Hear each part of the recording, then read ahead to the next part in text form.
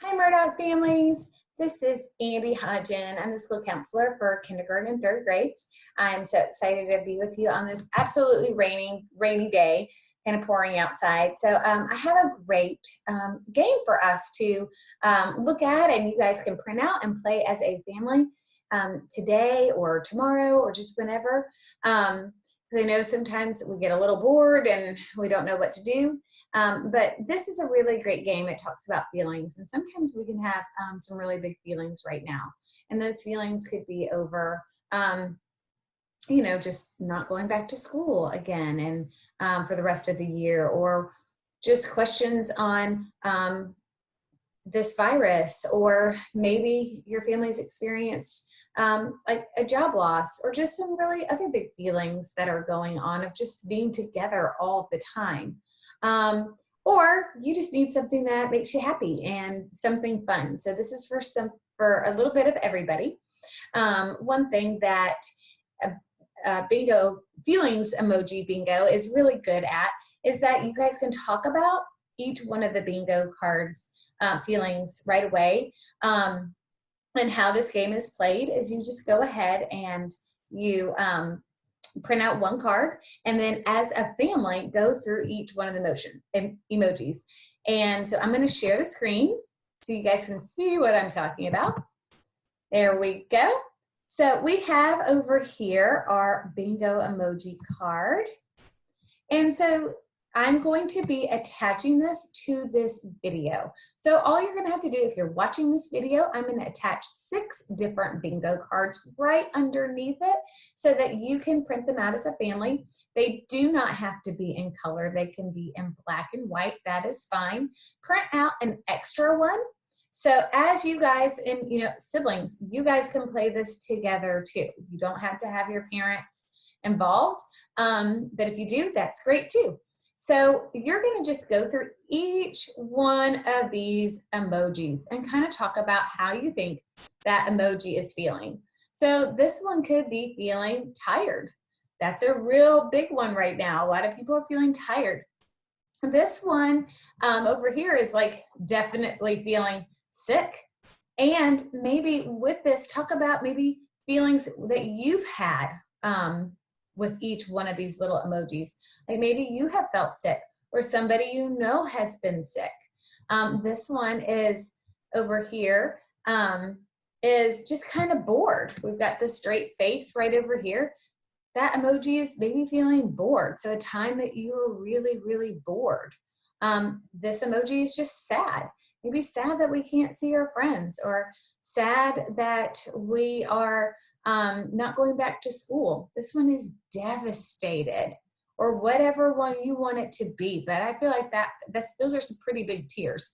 So maybe a time where you felt devastated. Maybe you lost a pet.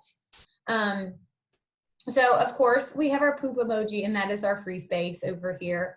Some friends have said this one is like when you said something that you didn't mean and you can't take it back.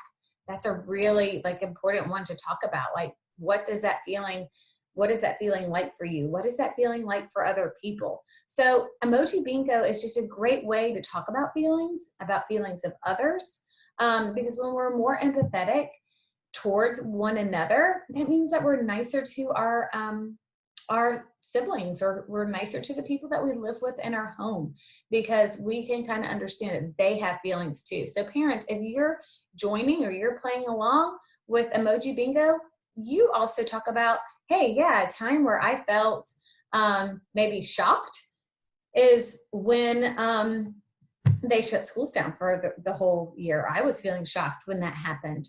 Or you were shocked maybe if you lost a job, or you were shocked that someone you knew got sick, or you were shocked over any kind of situation. So using this time to talk about that with your children about, or whoever you live with in your home, about those feelings, that you're having those feelings too. So I like this one. This guy's feeling pretty cool. We all like to feel cool and smart. So go through these. As you're going through these, make sure that you write them down on that blank bingo card that you're not going to be using. So you would put like tired, sick, sad, bored, just right above it. So whoever is calling out, you guys have agreed on what emoji you're going to be. That's the one that has been called. So that is a tip for me. So you just want to make sure that you're calling out that emoji as you're kind of going through those. So I'm going to attach about 6 of them so that you can print them out. Again, they do not have to be in color. They can be in black and white. But emojis are just a really good way to share some really, really big feelings. And so just kind of talking more about big feelings. Big feelings, like we shared in that book, they come and they go. And feelings do not mean that they control something or make something happen. So when we have a really big feeling of sadness or stressed, we're sometimes get scared that we're going to feel like that forever. Or because we feel that way, that must mean that that's true. Or I am going to be sad forever, or we're never going to go back to normal. And our normal may look different when we go back to school, but it's how we kind of have that self-talk in our brains, how we talk to ourselves. So maybe be more positive. Yeah, things may be kind of different when we go back, or things might not feel the same, but you know what? I'm going to be excited when they do. And I've learned a lot from when I've been here at home with my family. I've learned a lot about myself. So it's just being positive when we do have some of those really, really big feelings that we don't know how to control. And instead of letting those big feelings control us, we are controlling those big feelings. So again, when you're feeling like overly stressed, that you can use what I like to call is the thought stopping strategy. And what that means is that you actually think of a stop sign. So those octagon stop signs, they're big, they're red, and you just think of a stop sign. And you tell your brain, hey, you know what? I'm kind of getting carried away. I need to maybe stop that. I need to stop that thought.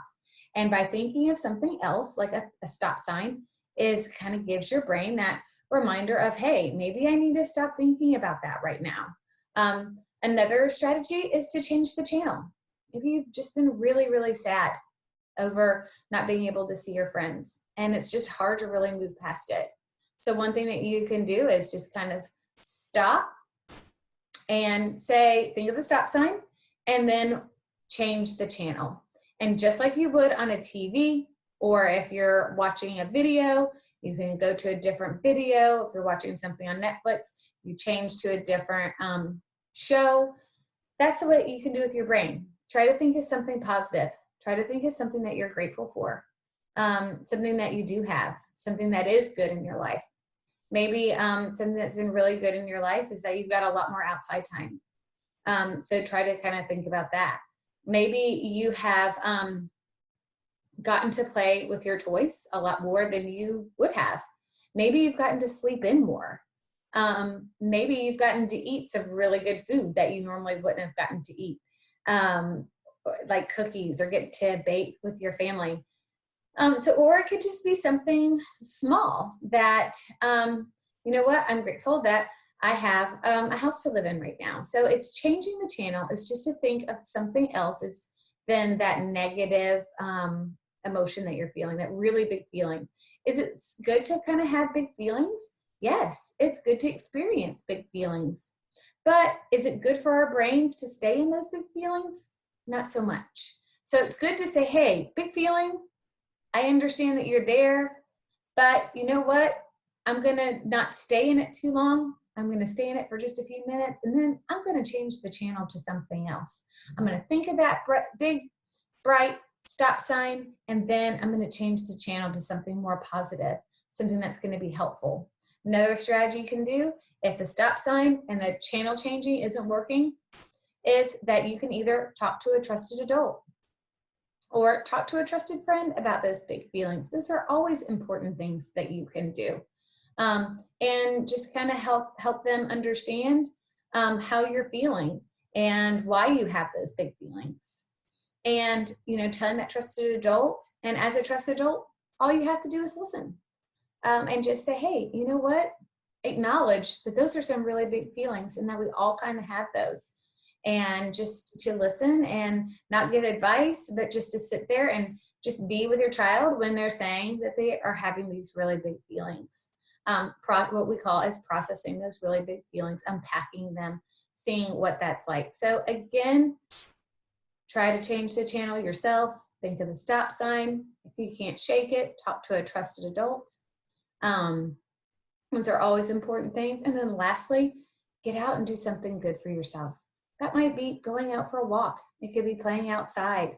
It could be riding a bike. It could be doing something that's not necessarily a video game or watching TV, but doing something that's healthy for your body. Maybe doing a little yoga video. So doing something good for yourself.